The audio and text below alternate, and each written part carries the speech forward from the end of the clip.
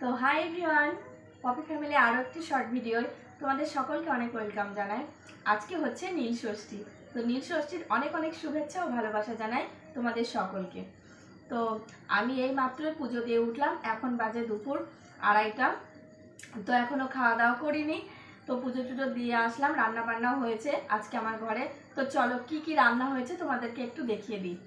তো দেখো, প্রথমে রান্না হয়েছে, এখানে রয়েছে ছোলার ডাল, কাজু কিশমিশ টমেটো এগুলো দিয়ে বানিয়েছি।